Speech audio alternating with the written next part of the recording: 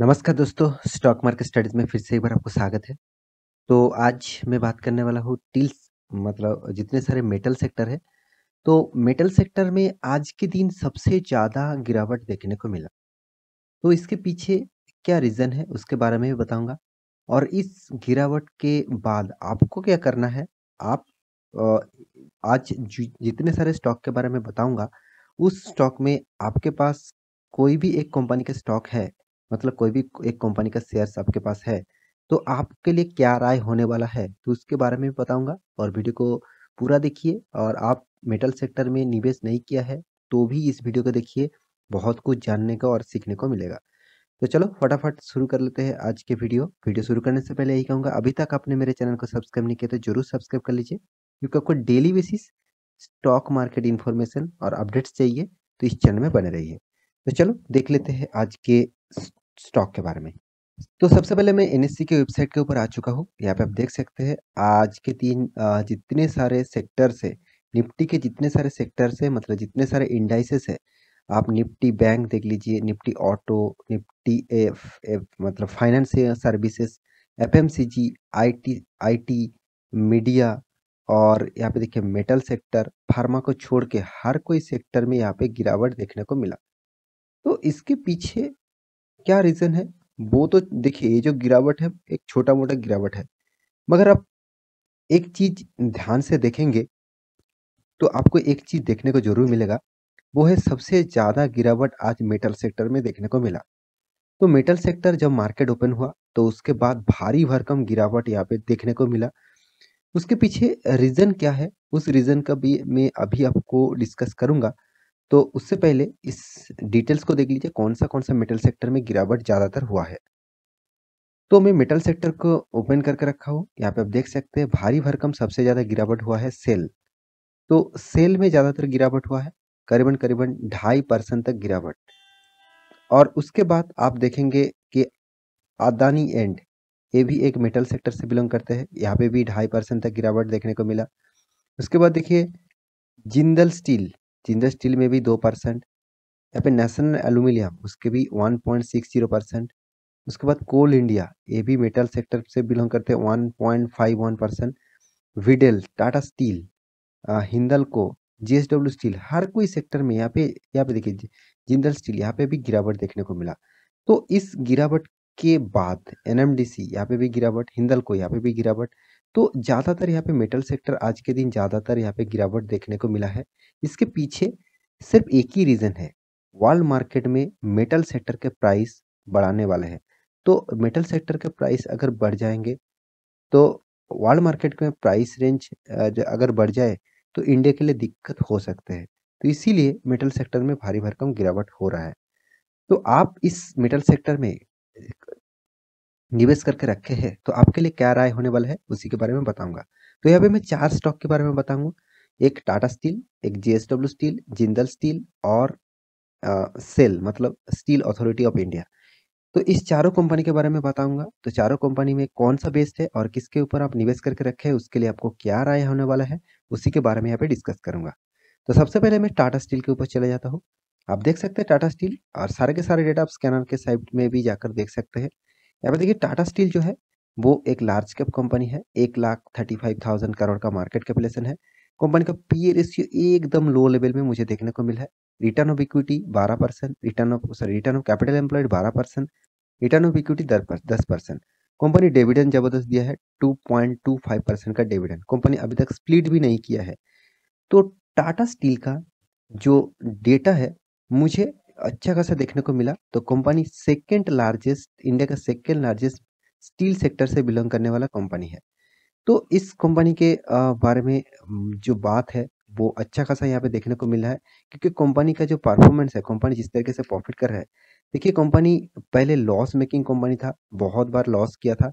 उसके बाद 2017, 18, 19 और 2021, इस सारों सालों में कंपनी जिस तरीके से प्रॉफिट को ग्रोथ किया, और अभी करंट सिनेरियो में कंपनी करीबन करीबन 31 करोड़ का प्रॉफिट, 31 करोड़ का प्रॉफिट, इतना बड़ा प्रॉफिट कंपनी किया है, जो पिछले सालों में मात्र 7 करोड़ था। मतलब एक जबरदस्त उछाल देखने को मिला टाटा स्टील में।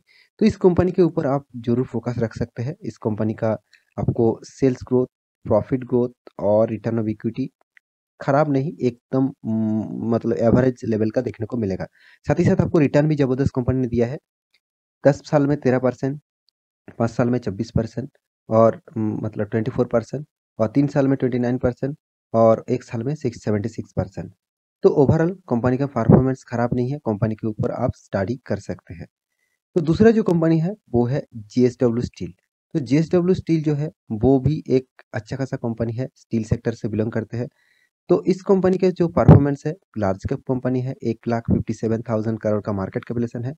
पीए रेशियो एकदम लो लेवल में देखने को मिल रहा है। रिटर्न ऑफ इक्विटी 19% और रिटर्न ऑफ कैपिटल एम्प्लॉयड 15%। एक एवरेज के हिसाब से चल रहा है। कंपनी डिविडेंड 1% दे चुके हैं। कंपनी का प्राइस रेंज 52 है। कंपनी का फेस वैल्यू ₹1 है, मतलब कंपनी स्प्लिट कर चुके हैं, नहीं तो इस कंपनी का प्राइस रेंज आपको बहुत हाई लेवल में देखने को मिल सकता था। तो कंपनी इन स्टील सेक्टर से नंबर 1 पोजीशन में है। किसको इसको टक्कर देने वाला एक ही कंपनी सामने खड़ा हुआ है, वो है टाटा स्टील। तो अभी भी जेएसडब्ल्यू स्टील नंबर 1 पोजीशन में है। इस कंपनी का परफॉर्मेंस के बारे में बात करूं तो कंपनी साल भर जिस तरीके से प्रॉफिट कर रहा है, जबरदस्त यहाँ पे प्रॉफिट कंपनी का ग्रोथ देखने को मिल रहा है। कंपनी और अच्छा खासा यहाँ पे हर साल में प्रॉफिट कर रहा है। सिर्फ के सिर्फ बीच में एक छोटा सा लॉस किया था, उसके बाद कंपनी ने कभी भी लॉस नहीं किया और अभी करंट सिनेरियो में 19 करीबन मान के चले 20 करोड़ से भी ज़्यादा अब प्रॉफिट एक साल में कमा के दिया है। तो कंपनी का और भी डेटा आपको दिखा दूं, कंपनी का जो परफॉर्मेंस है, सेल्स ग्रोथ, प्रॉफिट ग्रोथ और रिटर्न ऑफ इक्विटी तीनों ही अच्छा खासा लेवल में है। साथ ही साथ आपको कंपनी जबरदस्त रिटर्न भी दे रहा है। 10 साल में 29%, 5 साल में 32%, 3 साल में 30% और 1 साल में 71% का रिटर्न। तो सालाना आपको अच्छा खासा रिटर्न यहाँ पे मिल रहा है। तो कंपनी का प्रोमोटर के बारे में बात करूं तो कंपनी का प्रोमोटर के पास 44% होल्डिंग है। एफआईएस के पास 12%, डीएस के पास 8%, पब्लिक यहाँ पे जबरदस्त माल खरीद के रखा है 34%। तो इस कंपनी के ऊपर भी आप स्टडी कर सकते हैं। उसके बाद जो कंपनी का नाम बताऊंगा वो है स्टील अथॉरिटी ऑफ इंडिया, मतलब सेल के बारे में, SAIL। तो सेल के बारे में यहाँ पे बात करूंगा। तो सेल भी एक अच्छा खासा कंपनी है।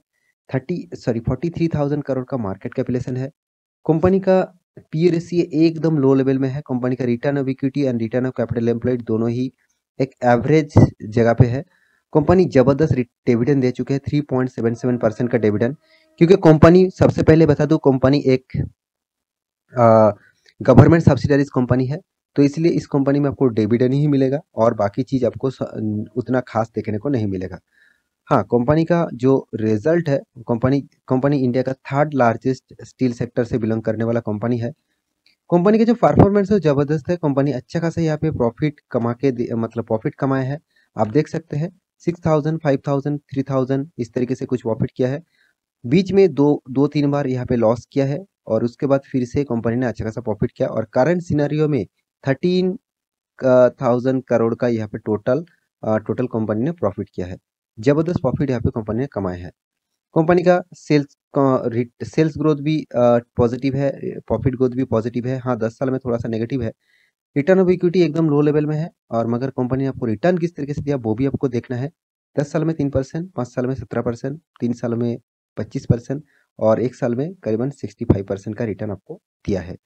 कंपनी का जो शेयर होल्डिंग है उसके बारे में बात करूँ तो कंपनी के प्रोमोटर के पास सब 65% और प्रोमोटर करीब जो है वो गवर्नमेंट है और गवर्नमेंट का शेयर है।